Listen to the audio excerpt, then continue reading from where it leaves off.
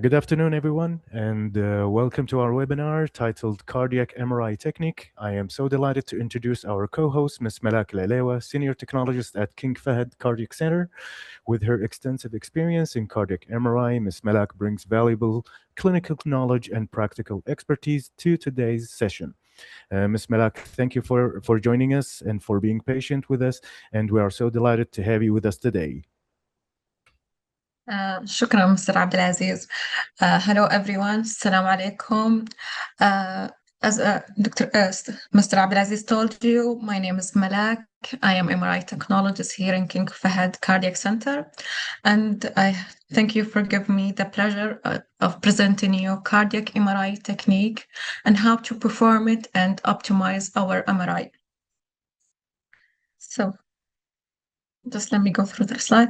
I will give you just a brief introduction to cardiac MRI.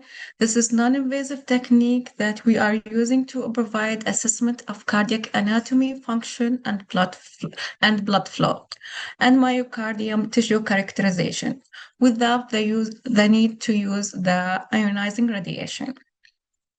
In today's presentation, I will give you practical skills that should cover your ECG placement through different MRI system and how to assess the ECG signal, and for understanding the standardized cardiac MRI planning and how to perform it.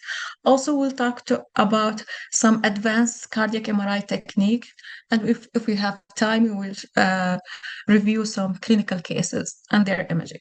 So first of things, the most important thing before starting the cardiac MRI exam is to place the ECG leads. Okay, so if you ever work in cardiac MRI or seen cardiac MRI in CMS machine, this is the configuration we are usually using.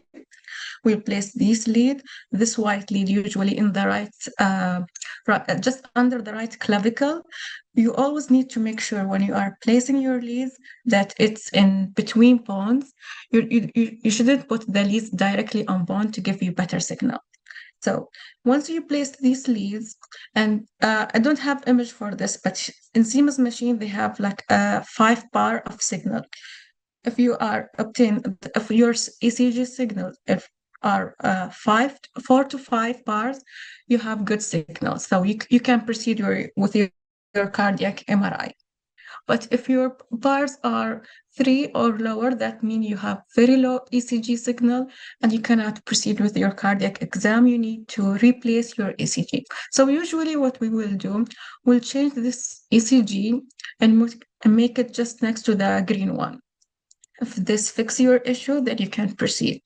If it doesn't, you can just move the black leads a little further away, and sometimes will solve the issue.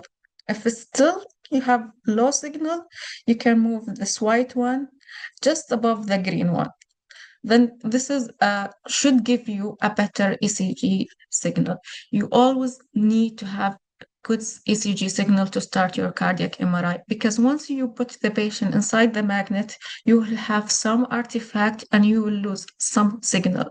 So if you are starting with low signal and then you push the patient inside the magnet, you usually have a severe ECG artifact that you cannot scan the patient. So this is for CMS machines. For GE machine, usually we will have what we call it usually L-shape placement. So we will feel the sternum here, and we'll just place the leads just left of the sternum with 2 finger length separating them. If you can see here, you will see this white and red color. That means this identify these 2 leads. And the green and the black color identify these 2 leads. In GE system, they have this option of only using the 2 leads. So for this ECG signal, we have this is very good ECG signal with good acquisition. That means we are using only these 2 signals.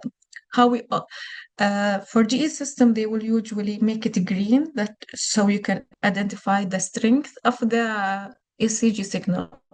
Also, we have this number. If your ECG signal is 1, and above, that means this is very good signal. If this is zero point 0.8, so this is very low signal, and you can see it's yellow color. That means we cannot use this ECG signal. We should untick this one and only use this one for the exam. If both signal are good, so you should tick both of them and you scan with the whole 4 leads. This will give you even better signal. So how do we obtain the the scanning in the ECG? We have two triggering mechanisms, the retrospective and the prospective. The one we usually use is the retrospective because it measures the whole cardiac cycle from the R to R interval, the whole cardiac cycle. Also, it has the availability to use arrhythmia rejection. So if patient with slight arrhythmia or 20% PVC, we can use it for that patient.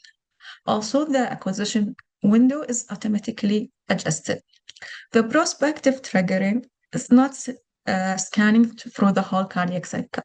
So if you see this image, you see this one from R to R interval is the retrospective. This will scan through the whole cardiac cycle, but the prospective will scan just before the other R interval. So this area here is not measured and scanned. I will show you a small video that can visualize how we are scanning through the whole cardiac cycle. So I'll just play it. You can see these. For each heartbeat, we are taking the whole cycle and filling the case space. Here, you can see it here.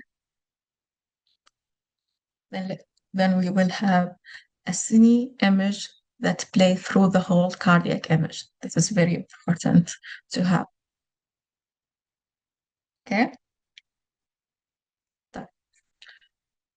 This is the standard routine protocol for MRI cardiac.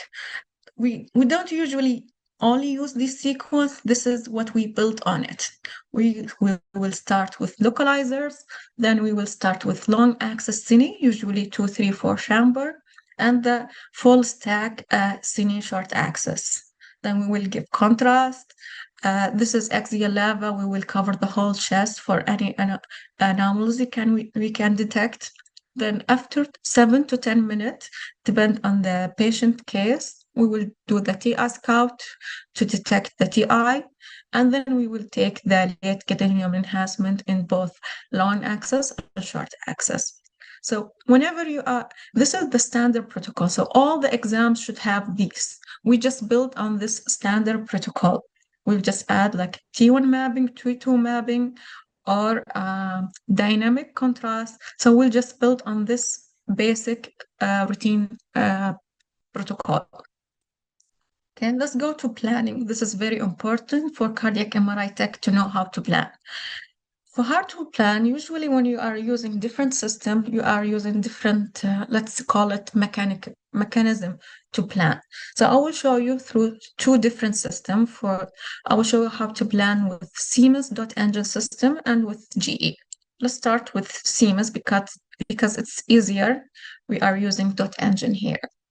So the first localizer is a coronal plane with 3 slices. You obtain this plane only to identify the center of the heart. So if you see this gray curse, we'll just move it up and down to make sure we are in the center of the heart. We will also make sure that the sagittal slices are covering through the whole cardiac. Once we do this, we'll just click here, we'll scan, and then we will move on to the next image. This is axial and coronal image to cover the whole chest area. We will cover from inferior to the heart and just above the lung. And we will just cover the whole anterior, posterior chest area. Then we will just start scanning. This one is very important sequence if you are using the dot engine system. This is to identify the landmark of the heart. So the system can identify them. So you need to cover the whole heart from the apex to the basal And you can move this slices, superior, inferior, um, superior, inferior, and you can move it right, left. But you can never change its angle. If you ever change its angle, the system cannot identify the landmarks. Then the dot engine will become useless. So you need to make sure you're not angling that slices. Then we'll start scanning. So you will have something like this to show you if the system identify its marker correctly. So this is the left atrium, and the system identified its left atrium like here. So if this is correct, you approve it. If it's not, you need to change it. For me, I will make sure that this slice with the left atrium and the aortic root is in the same slice. So the system identified this one as the aortic root. I will change it and make the aortic root here. Then after that, after two slices, I will identify the left ventricle, which I did here. You can see this is the left ventricle. Then after 2 to 3 slices down, we can identify the right ventricle. Then after a couple slices down, we can identify the apex. Now, if you choose this option after identifying the whole anatomy required, you will have image like this. So you can see this is slices for 4 chamber, this is I think for 3, and this is 2. Whenever you scan, you will obtain the defined long axis. So then after that, you can define the short axis. You need to cover the whole ventricle from apex to basal, and you need to be perpendicular to the septal. Then you can start scanning. As you can see, it's very easy to plan when you have dot engine. But if you don't have dot engine, the planning is slightly different. So I will show you how to plan. This is for GE system, how to plan cardiac MRI for GE system. We will obtain a localizer, 3-plane localizer, sagittal, axial, and coronal. And we will start scanning for the I drive. This we will make the cursor in the center, and we'll start scanning. It will give you this image. Okay, it will give you this image. The system will go through 3 planes. We'll go through the axial, sagittal, and coronal, and then you can move through these plane, and you can draw a line to move the view. And this is taken, if you ever do MRI fluoro trigger, you are always, this image will always pop up. So this is taken free breathing, and you can see the cardiac motion. And whenever you see images that you need, you can just click save image multiple times, so you can save the image through a different cardiac cycle. So during the systolic and diastolic. I will show you how we are taking it. If you start I drive, it will show you like this. This is axial, and this is sagittal. If we draw the line here, we'll take 4-chamber. Then if we draw a line here, this is the 2-chamber. Can draw a line here. Then we will have the short axis. If we move a little superior, then we will have this short axis, but there is a rabbit. There is option in the system to phase swap. Then we will draw a line here, and we will obtain the 3-chamber. Now we obtain the localizer in the long axis plane and 2 short plane. Then we can plan our cine images, which is the important thing. So we will take this sagittal image, the straight sagittal from our I drive, and we will cross the line here, and we will take the 4-chamber from our drive, and we will take a line here, and we will have this image of 2. Oh, sorry, this is not the, yeah. So from this 2-chamber, from this sagittal image, we will obtain this 4-chamber, and from this 4 image, four-chamber image. If we draw a line here, we will obtain the two-chamber. Okay, this is how to plan it in the iDrive. Then if we cross a line here in the iDrive, you will obtain the two-chamber. Okay, so if you move that cursor line, the green one we use before here, if you move it to here, yes, we will obtain this image. Then we can through line here. This is here, and we can get the three-chamber. This is how we plan live in the iDrive. Now, how to plan in the Cine? We will take the two image from iDrive, the short and the four-chamber, and we will draw a line here. And that is, for that line, it should be parallel to the septum and is cutting the apex. And here we will draw a line that kind of parallel to this septum, so a line here. Then we will have our first Cine image, the two-chamber image. Some tech will start with four-chamber image. For me, I like to start with two-chamber, and this is the image that we will obtain. So we obtain the first Cine images.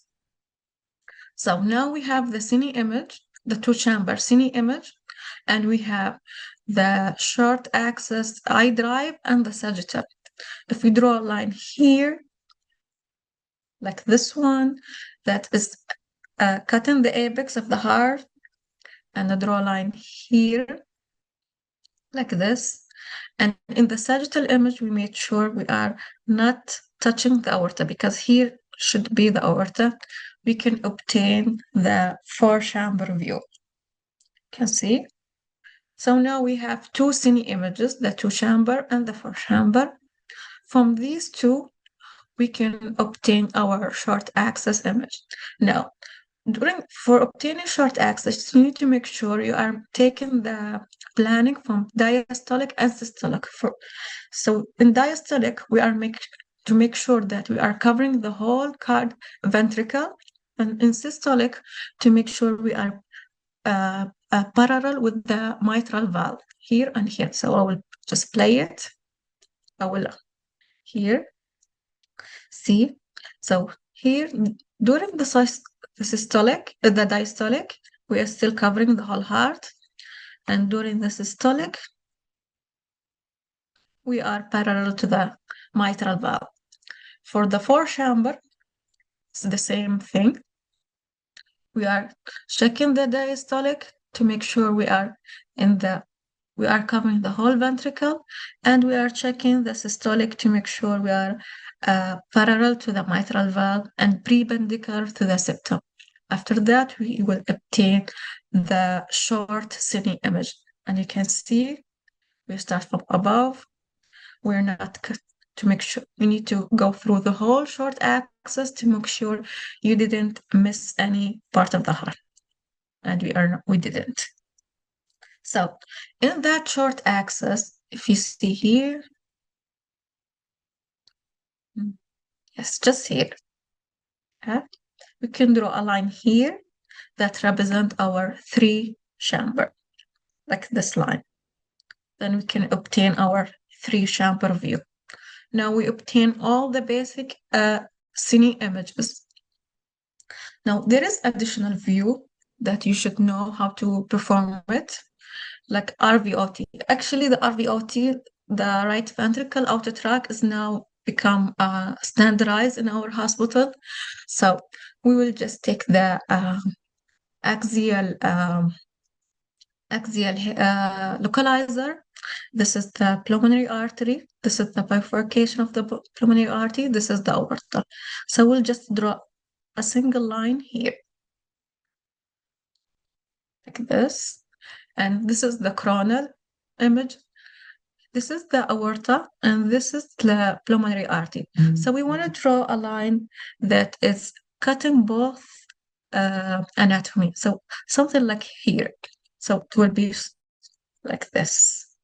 Then we can obtain our RVOT. You can see here the valve is very clear, and this is the right ventricle and the pulmonary artery. Now, if we want to take RV2 chamber with this view, you have these three views to plan from it. So the RV2 chamber, just like you did for the left ventricle, you just move the cursor to the right side and angle it slightly outward, like this. So this is the line we will do here. Then in the short axis, we need to plan a line here that cutting the pulmonary artery and the right ventricle, something like this. And in the RVOT, just make sure you are cutting the pulmonary artery valve here, something like this. Then you can acquire your RVO2 chamber. The different name for this view also, sometimes it's called in and out RV, so in and out RV. How about LVOT, the left ventricle autotract, the Crohn? So here we have this three chamber that we obtained before. We'll just draw a line in the aorta, such as, and then we have obtained our LVOT. And this is also one of the view we use, the candy cane view. We'll just go through the axial localizer. This is the arch of the aorta. We'll just make sure we are covering the arch of the aorta. Then we'll scroll down and make sure we are covering the ascending and descending aorta. We are in one line. In the corona, because the aorta's little tilt, we'll just make sure we are tracking that aorta. Then we will have our candy cane view. This is the candy cane. It's called candy cane because it's they're like candy cane, like this candy. So we have additional sequence we are using in our hospital, and actually it's now become like a standardized sequence in most hospitals. So let's talk about the first additional sequence, the 2D phase contrast. This is quantification sequence. Usually we use it to quantify the flow velocity and measure the valve stenosis, regurgitation, and shunt evaluation. We can obtain from the phase contrast something called QPQS. This is very important in congenital anomaly and pediatric patients. What does mean QPQS mean? This is ratio. QP mean the flow coming from the pulmonary system. QS mean the flow coming from the systemic system, meaning the aorta. It should be 1-to-1 ratio. So if there is any changes in the ratio, if it's like 1.2, that means there is some shunt and we need to evaluate that shunt. So for the phase contrast, when you obtain this image, you will have three images here, like this: the magnitude image, the flow encoded image, and the phase image. In the phase image, it's very important to focus on the anatomy that you are imaging, like, for example, the aorta. And you see this aorta, the brightness of it, it's clear, there is nothing in it. That means we have chosen correct vink. How to know if we chose correct vink or not? We have it like this. If you see one of those outside black dot inside your anatomy, that means you have a lesion artifact. That means your vink is too low. If you are seeing this gray image like this, it's not bright, that means your vink is too high. And if you have your image is like this, that means your vink is correct and you should proceed to the next image. How to plan your phase contrast image? We will draw a line from the three chamber just above the valve in the aorta, and from the LVOT also just above the aorta, and we will have this plane, this image. So you can see this is the aorta, and you can confirm we don't have any lesion artifact. So now we obtain the QS from our QBQS. Okay. And then how we will obtain the pulmonary artery. So this is the RVOT, the right ventricle outer tract. You can see this is the valve. We'll just draw a line just above the valve. And here in our axial image, we'll draw, this is the pulmonary artery. We'll just cross it. And you need to make sure you are crossing it here, not too close to the bifurcation because you will lose some measurement. So just here, and then we will have this. So this is the pulmonary artery here, this circle.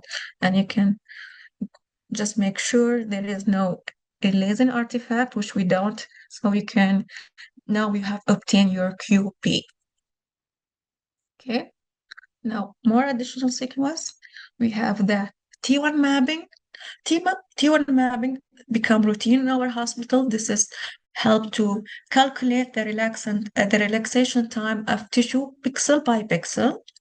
It can help early detect of diffuse disease like edema, fibrosis, iron overload. T1 mapping, usually we take it pre-contrast and post-contrast.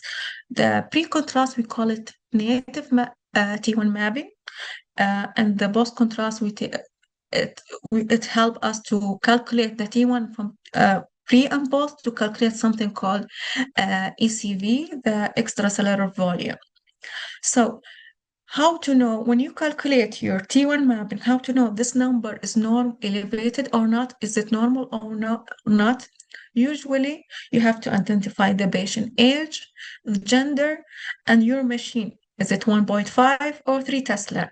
And you have to identify your manufacturer.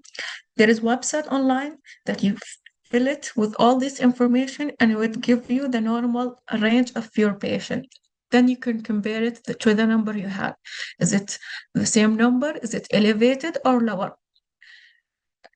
And for hospital, for cardiac center, we don't have it now actually, but for hospital center, they will calculate their normal value on their machines. So if they obtain like 20 or 100 patient, normal patient, then this is their standard for normal patient. They will use their number, not the online numbers. So how we plan it? We plan it with short axis that we are covering three slices only. One slice in the basal, one slice in the mid ventricle, and one slice in the apical. It will give us something like this. This is the post-processing of it. This is the native T1 if you only obtain the native T1. This is the post-contrast, and this is the ECV. This is when we calculate both of them, we'll have these numbers. Okay, the T2 mapping. This is a very important technique that to measure the T2 relaxation, and it will give you the number of increased water content in the tissue. This is very important to diagnose edema or inflammation. So let's compare it. Before we usually take stir image. Here we can see there is slight bright signal, but sometimes if you see like this, you can identify it as artifact. But in T1 mapping, you can see it here clearly. You can visualize it, and in the late gadolinium enhancement, you can clearly see it here.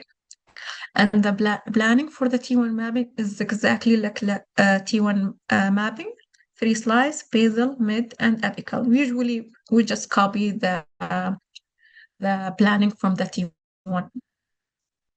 Okay.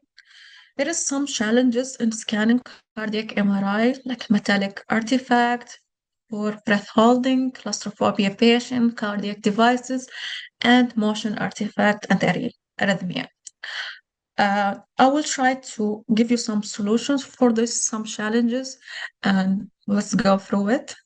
The most challenging one is arrhythmia. This is usually our issue with the patient. So for arrhythmia, I will show you one case here. Let's play it. So you can see there is no chest movement. So this patient, she can hold her breath very well, but because she's in atrial fibrillation, there is a lot of motion artifact in the cardiac mode. Also here, you can see it. Okay, so when we activated the arrhythmia rejection, the breath holding took so long that she cannot hold her breath. So what we did, we changed our tactic from cine images to trophy. Trophy you can take like this cine image, and free breathing. It will take longer time and more signal, but will give you good image. I will show you. Okay, so this is the normal cine image without any arrhythmia rejection, without anything. And this is the trophy with arrhythmia rejection. It's not the best, but you can identify your structure. You can see the valve clearly here and here. This is the same image, but you can identify any valve here. For this patient, we also repeated the four chamber. You can see it's much better, and you can see the wall of the right ventricle. Then you can contour it during post-processing. This is different patient with PVCs, and she cannot actually hold her breath even that much better. This is the best image I could obtain from her. So this is done in Siemens machine, and the arrhythmia ejection was not working with this patient. So I shifted this patient to GE system, and I started scanning with Sonic DL. I will want to show you. Okay, this is the same patient. Same day, we just shift her from Siemens to GE. This is with Sonic DL. You can see there's much better different. You can contour this image, you can do post-processing, and you can see the ventricle motion to diagnose it. So this is much better images. Okay, so this is another patient with severe arrhythmia. It's when I put the ECG, it's like all arrhythmia, but we did with Sonic DL, and you can see it's much better. You can see some motion here, but still you can contour it and you can identify them. So Sonic DL is one of the solutions to use with arrhythmia patient. Okay, how about cardiac implant devices? Let's define first the cardiac implant. We have four types. We have the pacemaker, and usually they are single chamber, dual chamber, or leadless. We have the implant, the ICDs, and the CRTD. Sometimes CRT. Sometimes they are CRTD. This is additional. And we have the loop recorder. For the loop recorder, because we don't require for the ABT tech to come. We just ask the patient to write when we are start scanning and when we end it, because the loop recorder will record all the signal during the scan, and it will have a lot of artifact. But for images, the loop recorder doesn't have a lot of artifact, so we are scanning routinely with it, so no need for anything. I will show you patient with ICD. See, this is patient with ICD. If you look closely here, you can see this is one of the leads, and this is the artifact from the ICD. This is the short axis with the same patient. You can see when we here, this is the leads, the one I show you here, and this is the artifact coming from the ICD. Okay, we obtain TI scout for this patient, then we start to take the late gadolinium enhancement, and this is our late. This is not a muscle, this is the lead of the ICD.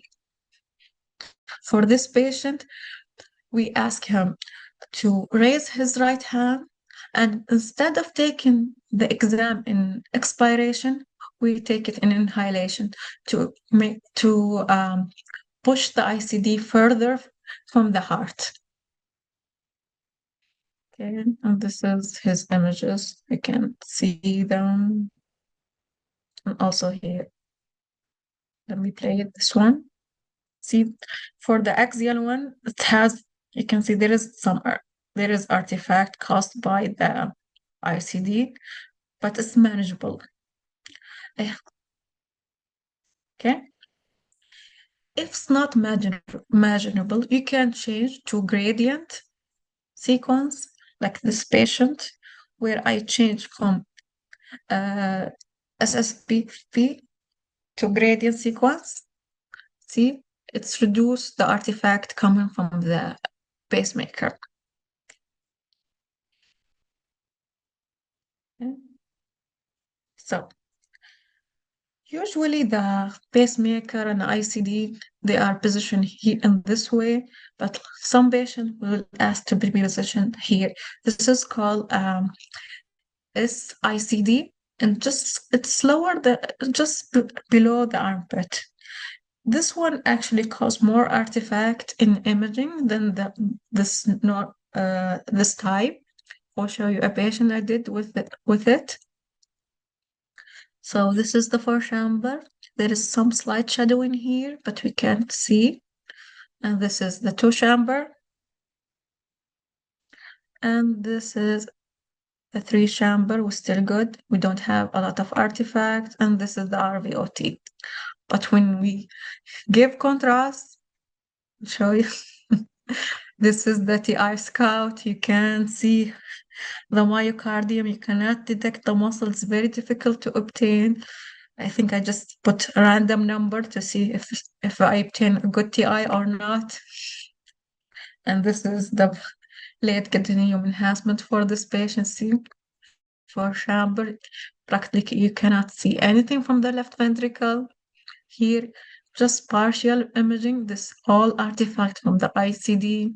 Here, it's manageable. You can see the ventricle. And for the short is a different story. Only partial you can diagnose. From here is all artifact. And this is like the best we can obtain from this patient. So if we have time, I want to give you some cases, it's two cases actually, just to present you the importance of cardiac MRI. So I want to show you late gadolinium enhancement in a patient. So this image, this is the T1 mapping. When I start this patient, I notice something abnormal in his T1 mapping. You can see here, this is the dark rim here. So I noticed something. I thought this is artifact, but when I start scanning the cine image, this is the patient with the cine image, the same area, I saw thinning of the ventricle wall. This is, if you can see, it's very thin. And when we take the late gadolinium enhancement for this patient, you can see all the scar tissue. The one I saw in the T1 mapping here, you can see it in the three chamber here. This is the above image is the magnitude image, and the lower image is the phase sensitive inversion recovery. So you can see here the scar tissue. Okay, let's go next. I want to show you the axial. See, this patient has severe scar tissue in the cardiac. So this is another patient who came to me for who was scanning for right atrium mass. When I did the four chamber, I didn't see any images, any mass. I didn't look any image. So I started to plan for the short access, but I make sure that I increase the slices, 2-3 slices just above to include the atrium. And when I did, you can see the first one, you can see here, this is the mass. Then I planned for the mass, and I will show you here. You can see clearly the mass. We almost missed it in the first four chamber. You can see here. Then we plan on this mass in the RV2 chamber. This is the RV2 chamber. You can see clearly this mass. Now we did T2 dark blood. Can see this mass here? Then we did the perfusion image for this patient. This is the first pass of the perfusion. You can see the mass here clearly. Then we did the second pass here, and you can see there is some slight uptake in this mass. This is the early gadolinium enhancement. There is not much of a uptake, but in the late gadolinium enhancement, there is some uptake. So this is very suspicious for maxioma. And I think this patient went under surgery, but I don't know the result of the biopsy for him. Okay. I have this patient, he has metallic valve, aortic metallic valve, you can see here, and plus coarctation of the aorta. Okay. I did for him angio. Well, first I did the candy view. You can see the candy view here. This is the coarctation. Coarctation means narrowing of the aorta. So here is the coarctation. So for this patient, we need to obtain the angio image. We did the fluoro trigger angio. I will show you.